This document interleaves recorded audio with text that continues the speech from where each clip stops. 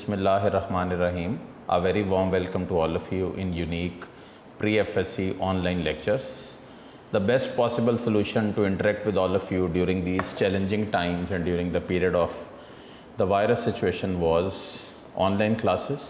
अल्लाह ताला से बहुत अच्छी उम्मीद है कि इंशाल्लाह बहुत जल्द हम लोग लाइव क्लासेस में आप सब से लाइव इंटरेक्शंस करेंगे, वहाँ पे आपके सवालों के जवाब देंगे और आपकी तैयारी को निखार के साथ इंशाल्लाह बेहतर अंदाज में कंट्रोल, इम्प्रूव और बेहतर करते जाएंगे इंशाल्लाह। तो बहुत पॉजिटिव होगा। आप में से कुछ बच्चे ये पूछ भी रहे हैं, तो हमेशा याद रखिए लाइव सेशंस और लाइव क्लासेस बहुत ही एक पॉजिटिव इंटरेक्शन देते हैं उन बच्चों के लिए जो पढ़ने की नीयत से घर से निकल कर आते हैं। जिनकी नीयत ही पढ़ना नहीं है, उन लोगों के लिए लाइव हो या ऑनलाइन हो उनका कोई फ़ायदा नहीं है, वो सिर्फ बेसूद एक टाइम पास हो रहा है, इसके अलावा और कुछ नहीं हो रहा। खैर, हम लोग बेटा इस वक्त हैं चैप्टर 12 हमने लास्ट लेक्चर में कंप्लीट किया। मैंने आपको उसकी एक्सरसाइज भी कंप्लीट करवा दी। चैप्टर 12 था digestion and the various aspects related to the digestion. इसमें हमने एनिमल्स की डाइजेशन पढ़ी, प्लांट्स के अंदर इंसेक्टिवोरस प्लांट्स पढ़े, फिर इसी तरह हमने इसमें मल्टीपल ग्रुप और मल्टीपल टाइप जो इंडिविजुअल्स की थी वो सारी देखी और समझी और क्लियर की। अब हम शुरू करेंगे बेसिकली गैसेस एक्सचेंज का सारा प्रोसेस चैप्टर 13 के हवाले से। अब गैसेस एक्सचेंज और चैप्टर 13 शुरू करते हुए ये बता दूं आपको कि चैप्टर 13 बेसिकली वो चैप्टर है जिसमें सिर्फ़ और सिर्फ बोर्ड पॉइंट ऑफ व्यू से शॉर्ट क्वेश्चन आते हैं, और इसका जो ह्यूमन पोर्शन है वो सारे का सारा इस वक्त जो है वो मिला हुआ है बेसिकली एमडी कैट के हवाले से, और एमडी कैट के सिलेबस का हिस्सा होता है ये, और बहुत ही इम्पॉर्टेंट और बहुत ही इंफॉर्मेटिव चीज़ें हैं इस सारे के अंदर। तो फिर सुन लें, 3, 7, 10 और 13 बेटा ये वो चैप्टर हैं जिनमें से बोर्ड में शॉर्ट क्वेश्चन ही आते हैं सिर्फ, ठीक है। अच्छा, इसके अलावा बेटा जी ये भी आप बहुत सारे बच्चे ये भी पूछ रहे हैं कि सर क्या इंटर का सिलेबस लाहौर बोर्ड 2021 के एग्ज़ाम में कम हो जाएगा, जैसे मैट्रिक का स्कूल्स वालों ने कम कर दिया, यानी कि पंजाब बोर्ड वालों ने कम कर दिया। तो बेटा आंसर टू दैट इज़ कि नहीं, ऐसी कोई सिनेरियो कहीं पे भी नहीं है।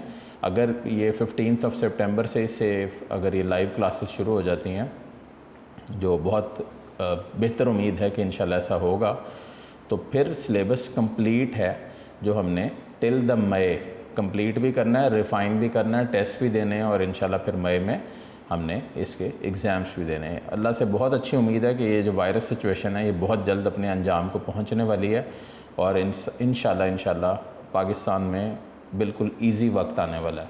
जैसे अल्लाह ताला कहता है कि हर मुश्किल के बाद इंसान के लिए आसानी होती है। तो अल्लाह का नाम लेके शुरू करते हैं।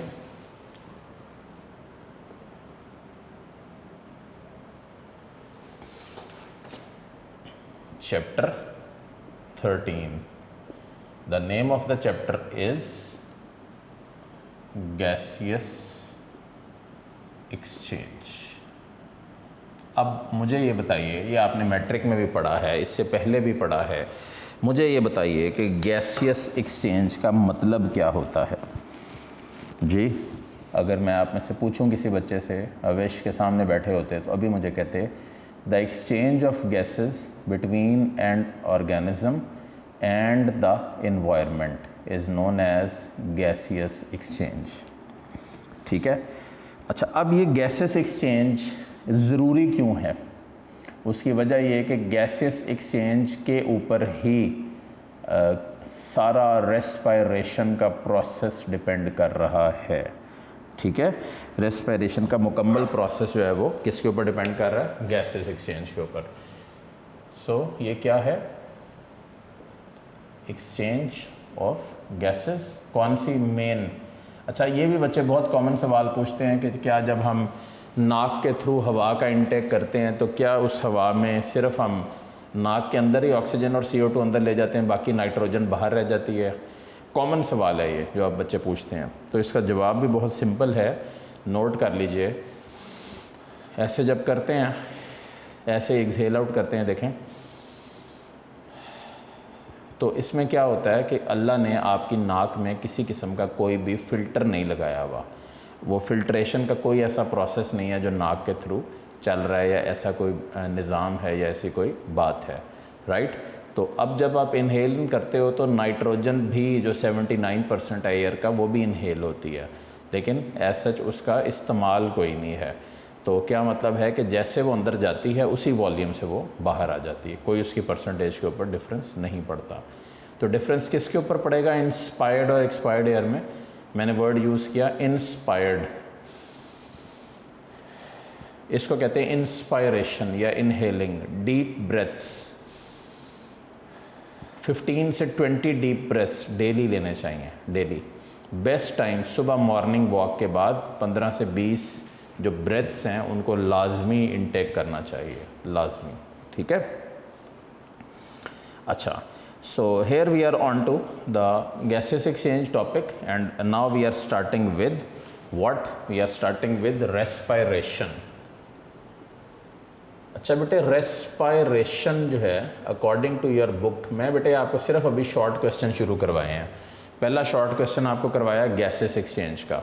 Respiration according to the book consist of 2 levels. One of it is organismic respiration, the other one is cellular respiration, ठीक है।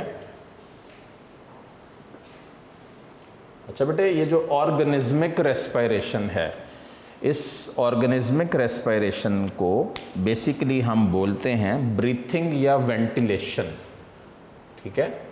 What is that called? Breathing या वेंटिलेशन। अब सबसे पहले तो बेटा इसी को डिफाइन करते हैं कि ये ब्रीथिंग या वेंटिलेशन क्या होती है, ठीक है। ब्रीथिंग या वेंटिलेशन इज़ व्हाट? अब आप खुद बताओ ये क्या है। इसका मतलब है, इसका नाम है गैसियस एक्सचेंज, ठीक है। That is the exchange of gases between an organism and the environment is known as breathing या वेंटिलेशन, राइट। तो सबसे पहला तो ये शॉर्ट हो गया आपका। अब आ जाओ सेकंड शॉर्ट क्वेश्चन पे, वो क्या है? सेलुलर रेस्पायरेशन, ठीक है। कौन सा प्रोसेस है ये सेलुलर रेस्पायरेशन का? एक ऐसा प्रोसेस, मैं डेफिनेशन आपको मार्क करवा दूं, पेज है 259, पहला पैराग्राफ जो आपका इंट्रो का पैराग्राफ है, उसी के अंदर cellular respiration is the process by which cell utilises oxygen, produces carbon dioxide, extracts and conserves the energy from food molecules in biologically useful forms such as ATP, ठीक है। तो ऐसा प्रोसेस जिसमें सेल क्या करता है? यूटिलाइज करता है ऑक्सीजन, ठीक है। रिलीज बेटा क्या करता है? मोर अमाउंट ऑफ CO2, और बेटा क्या करता है? एनर्जी प्रोड्यूस करता है। और हमेशा याद रखना, the main energy currency of the body is known as ATP, that is the main energy currency of the body. अच्छा, ये जो CO2 प्रोड्यूस होती है, ये नहीं समझना, ये देखें इधर, जब आपने एक्सहेल आउट किया तो इसका ये मतलब नहीं है कि सिर्फ कार्बन डाइऑक्साइड ही एक्सहेल आउट कर रहे हो, नो, इसमें कार्बन डाइऑक्साइड की मिकदार भी होती है, और इसके अलावा वैसे भी यहाँ पे एक लेवल या एक मिकदार मौजूद होती है मुख्तलिफ कंपोनेंट्स की जो यहाँ पे रिलीज़ होती है। तो बेटा कभी भी ये नहीं समझना कि यहाँ पे जितना आप रिलीज़ कर रहे हैं उसके हिसाब से ही हम इसको टेकअप कर रहे हैं। और इसके अलावा ATP प्रोडक्शन के ऊपर हमेशा क्लियर रहना है। ATP क्या है? The main energy currency of the body. MCAT 2008 में आया, बोर्ड का MCQ है ये। अच्छा, जब ये सवाल आया तो लोगों ने कहा इतना आसान सवाल भी UHS वालों ने दे दिया है, यूनिवर्सिटी ऑफ हेल्थ साइंसेस को बोलते हैं UHS। आप लोग अभी नए हो इसमें, इंशाल्लाह सीखते जाओ और इम्प्रूव करते जाओ। तो आंसर टू दैट इज़ कि yes, they can give you such simple questions which look really simple but they can be asked. तो करना ये है कि बेस अपनी स्ट्रॉन्ग बनानी है। मैट्रिक में जितना आपने पढ़ा हुआ है वो आप खुद भी बेहतर समझते हो, उसमें मैक्सिमम आपने रट्टा मारा हुआ है, चीज़ें समझी नहीं हुई हैं।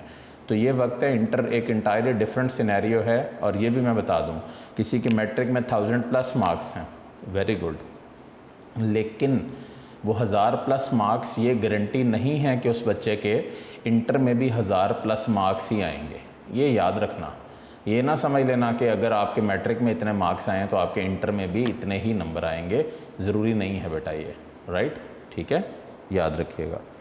अच्छा, सो ये हमारे पास है सबसे पहला ऑर्गेनिज्मिक रेस्पिरेशन, जिसको आप ब्रीथिंग या वेंटिलेशन बोलते हो, और इसी को आप बोलते हो gaseous exchange, that is the exchange of gases between an organism and the environment. और सेकंड आपके पास क्या है, सेलुलर रेस्पिरेशन। ये एक ऐसा प्रोसेस है जिसमें सेल यूटिलाइज करता है ऑक्सीजन को, कार्बन डाइऑक्साइड को प्रोड्यूस करता है, एनर्जी को एक्सट्रैक्ट और कंजर्व करता है in the form of molecules, जिसमें कौन से हैं, ATPs यहाँ पे मौजूद हैं। अच्छा, नेक्स्ट हमारे पास क्या है, एक टॉपिक ब्लू में लिखा हुआ है, advantages and disadvantages of gaseous exchange in air and in water.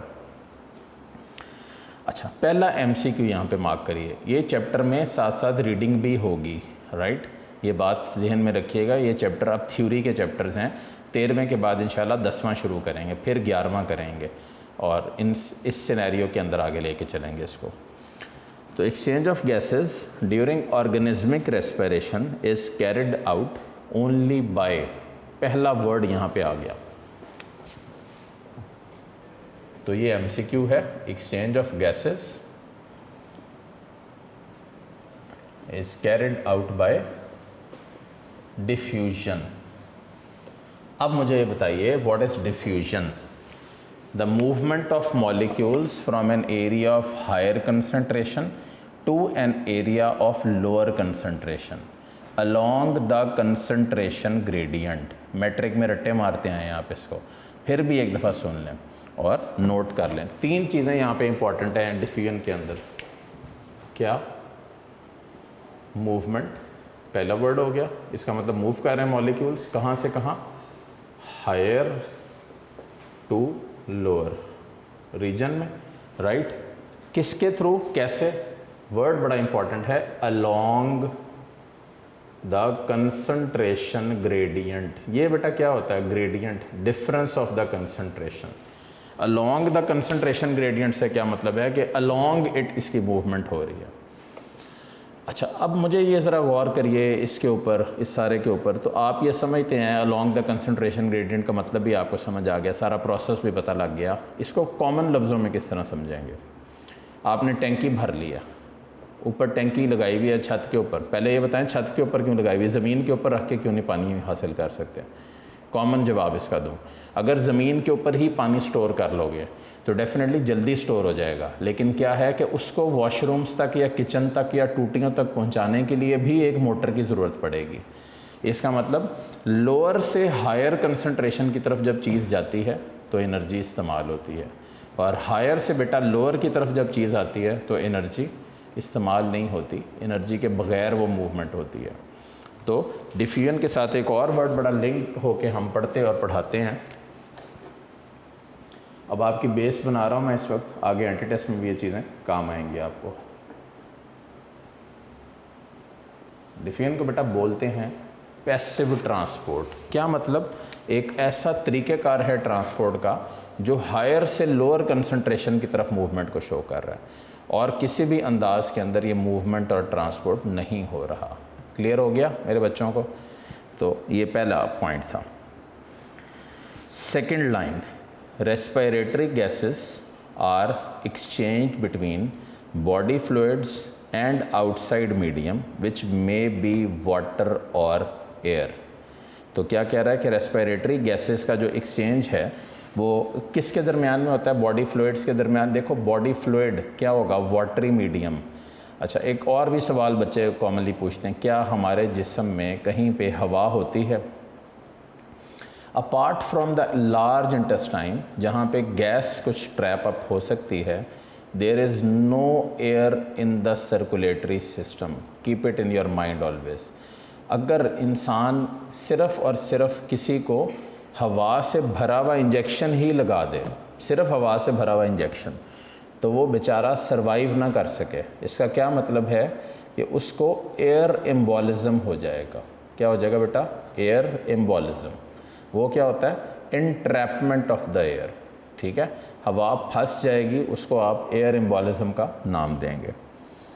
तो बात सिर्फ इतनी है कि हमें ये समझना है कि हम अपने सर्कुलेटरी सिस्टम में एयर को मूव नहीं कर सकते, हमारा circulatory system totally fluid based है। अच्छा, एक और चीज़, क्या हमारे, अब ये सारे ना कंसेप्ट्स हैं, इनको ना रजिस्टर के अंदर कहीं पे लिख लीजिए, फिर आपके काम आएंगे। क्या हमारे सर्कुलेटरी सिस्टम में सॉलिड होता है कुछ? डेफिनेटली सॉलिड होता है। पार्टिकल्स होते हैं, जो आपके ब्लड सेल्स हैं वो प्रॉपर मेम्ब्रेन बाउंड ऑर्गेनेल्स की फॉर्म में होते हैं और अपना वजूद रखते हैं। तो याद रखिएगा, सॉलिड चीज़ें, पार्टिकल्स और ये आइंस और इस तरह की चीज़ें डेफिनेटली एग्जिस्ट करती हैं यहाँ पे। अब आते हैं उस शॉर्ट क्वेश्चन के ऊपर जो बोर्ड में बहुत कॉमन पूछा गया। आप लोगों ने अगर यूनिक नोट्स फर्स्ट ईयर के ले लिए हों तो उसमें मैंने इस सवाल को आप सबकी सहूलत के लिए पॉइंट्स के फॉर्म में अरेंज करके लिखा है। सवाल बहुत इंपॉर्टेंट है, तो कोशिश ये करिएगा कि जब आप इस चैप्टर के इस हिस्से को तैयार कर रहे हैं तो आप साथ साथ इसकी तैयारी भी करते चले जाएं, ठीक है। अच्छा, अब सवाल क्या है, why is air a better respiratory medium than water? ठीक है, क्या सवाल है?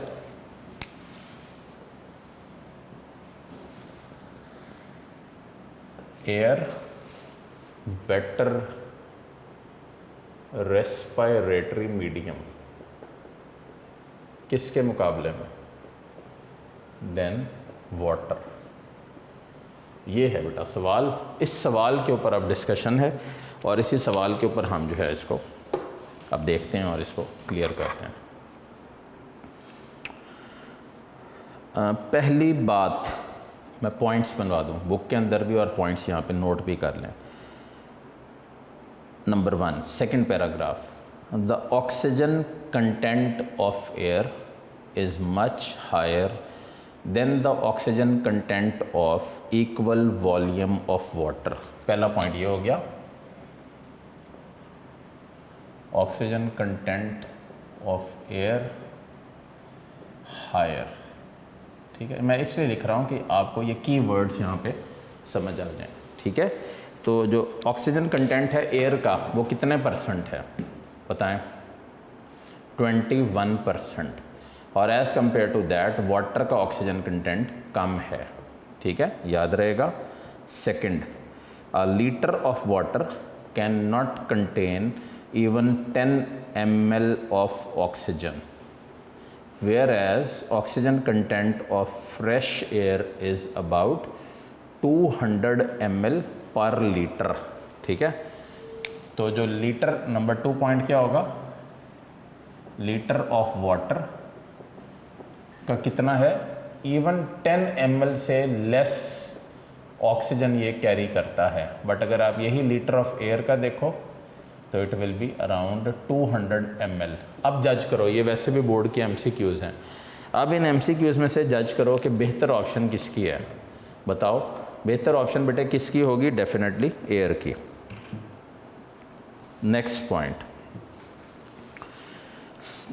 Oxygen diffuses about 8000 times more quickly in air than in water.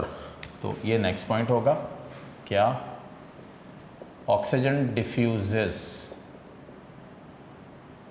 8000 times, बहुत इंपॉर्टेंट MCQ, मोर क्विक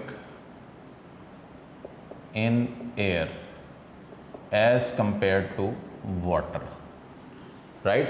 तो जो ऑक्सीजन का डिफ्यूजिंग रेट है वो कितना है? 8000 टाइम्स क्विकली ऑक्सीजन डिफ्यूज करती है हवा में as compare to the water. तो इसका मतलब नाम ही आपको ये शो कर रहा है और क्लियरली आपको पता लग रहा है कि यहाँ पे जो डिफ्यूजिंग एबिलिटी है वो भी ज़्यादा है और बेहतर है, राइट हो गया। नेक्स्ट हमारे पास है द वेंटिलेशन, ये चौथा पॉइंट है, द वेंटिलेशन और of water is more difficult than ventilation of air. ये लास्ट पैराग्राफ में लिखा हुआ है, ये 4th पॉइंट होगा इसका। रीज़न क्या है? because water is 8000 times more denser than air, right? And last point, in terms of viscosity, the water is 50 times more viscous. Water is 50 times more viscous, ठीक है। वाटर 50 टाइम्स ज़्यादा गाढ़ा है, which makes it more difficult for exchange of gases as compared to the air. सो बेटे clear हो गए, 4-5 point हैं, सारों को सुन लीजिए। ये की वर्ड्स हैं, ये बोर्ड का रिपीटेड शॉर्ट क्वेश्चन है पहले पेज में से। Why is air a better respiratory medium than water? Reasons, air definitely better respiratory medium है पानी के मुकाबले में। क्यों? Because oxygen content of air is higher than water. Number 2, litre of water contains less than 10 ml of oxygen. लेकिन अगर यही litre of air में तुम लोग देखो तो 200 ml ऑक्सीजन भी वो कंटेन कर सकता है। थर्ड क्या है कि oxygen diffuses 8000 times more quick in air as compare to water, तो ये एक बड़ी वैल्यू है। और लास्ट पॉइंट क्या है कि वाटर जो है वो 50 टाइम्स ज़्यादा विस्कस होता है एज कम्पेयर टू जो है यू कैन से एयर। अब जो चीज़ जितनी बेटा विस्कस होती है उसमें उतनी ही कैरिंग एबिलिटी लो होती जाती है, ये तो आप समझते भी हो और जानते भी हो, ठीक है। ये हमारे पास है एक शॉर्ट क्वेश्चन। नेक्स्ट हम पढ़ने जा रहे हैं गैसियस एक्सचेंज इन प्लांट्स। अच्छा बेटा, ये जो गैसियस एक्सचेंज इन प्लांट्स है, it has very few times been asked in the short question. So basically here we are doing it for general knowledge as well as for the MCQs if any of the MCQ comes out. Plants like animals also get their energy from respiration. Plants animals के मुकाबले में अपनी जो energy है वो respiration की मदद से हासिल करते हैं। एक पॉइंट हो गया। Second point, in plants no special organ or system is present for gaseous exchange, very important, ठीक है। सो पहला पॉइंट जो आप अब देखें, मैं आपको MCQ उसके पॉइंट बता रहा हूँ। नो रेस्पिरेटरी सिस्टम प्रेजेंट, ठीक है। So this is the first point कि कोई गैसेस एक्सचेंज में प्लांट्स में रेस्पिरेटरी सिस्टम एग्जिस्ट नहीं करता। नेक्स्ट पॉइंट, अगले पेज पे आइए। Every cell of the plant carries out exchange of gases according to its needs. इसका क्या मतलब हुआ? इसका ये मतलब हुआ कि बेसिकली जिस प्लांट सेल को जितनी ऑक्सीजन चाहिए वो उतनी ही हासिल करता है। अब ज़रा एक दफ़ा थोड़ा सा गौर करो, हम क्या पढ़ रहे हैं। चैप्टर 9 आप सर से पढ़ के आए हो। Plants are complex, dynamic, right, non motile, autotrophic organisms, ठीक है। Complex, dynamic, non motile, autotrophic organisms which are producers of the ecosystem. अब मुझे ये बताइए कि जब भी फोटोसिंथेसिस का प्रोसेस होगा तो क्या प्रोड्यूस होगा? ऑक्सीजन। और वही ऑक्सीजन जो प्रोड्यूस होगी उसमें से एक बड़ी तादाद प्लांट अपनी रेस्पिरेशन के लिए इस्तेमाल करेगा और CO2 को खारिज कर देगा। सही हो गया? गर्ज है कि मैं ये समझा रहा हूँ कि उसमें से जो ऑक्सीजन बच जाती है फिर वो हमारी ज़रूरियात के लिए काफ़ी से भी ज़्यादा होती है, जिसको हम अपनी ज़रूरियात के लिए बड़े इजीली इस्तेमाल भी कर सकते हैं और उसको फिर उसी अंदाज में देख भी सकते हैं। अच्छा, नेक्स्ट पॉइंट, दैट ये पैराग्राफ इंपॉर्टेंट है। जिस अंदाज में मैं लाइंस पढ़ा रहा हूँ आप सबके लिए पढ़ा रहा हूँ, मेरे लिए बहुत आसान है बोर्ड के ऊपर 4 पॉइंट लिख के उनको एक्सप्लेन करना और कहना बेटे ये होता है, इसमें ये होता है, इसमें ये होता है। इन लाइनों में से MCQs आते हैं। इन लाइनों की बोर्ड में और स्पेशली एंटी टेस्ट में वेटेज है। जिस बच्चे ने किताब को सही तरह नॉलेज वाइज ग्रैस्प किया होता है वही आगे बेटा सक्सीड करता है, ठीक है, ये याद रखिए। The transport system of plants, which includes conducting tissues, that is xylem and phloem, is not involved in the transport of gases in the plants. पहली बात तो ये आ गई इसमें MCQ के जो प्लांट्स का क्या है transport conducting system, it is not involve in gaseous exchange. ठीक है, तो दिस इज़ वन पॉइंट। अच्छा, नेक्स्ट हमारे पास है in most cells of the mesophyll which are specialized for photosynthesis there are present large air spaces।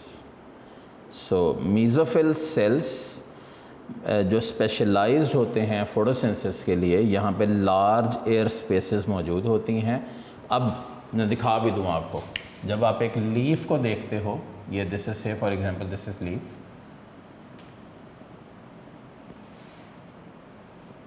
ये आपको बेटा knowledge के लिए बनवा रहा हूँ, यहाँ पे डायग्राम ऐसा जिस तरह की बनी नहीं हुई। ये स्टोमेटा बनाया है मैंने। स्टोमेटा क्या होते हैं? बीन शेप्ड होते हैं। स्टोमेटा बेटे कुछ भी नहीं होते, ये एक सुराख है सिर्फ। असल शेप है गार्ड सेल की जो बीन शेप्ड है, राइट। ये अपर एपिडर्मिस है,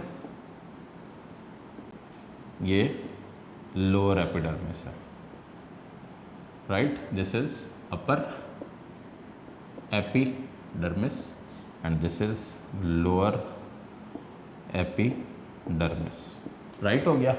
अब इन बिटवीन देखें,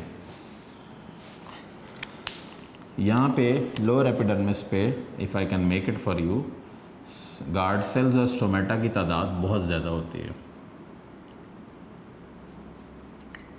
मेरा ख्याल आपने मैट्रिक में डायग्राम की होगी if I am not wrong. ये बेटे क्या है? ये हैं पैलिसेड मीज़ोफिल। ठीक है, क्या है?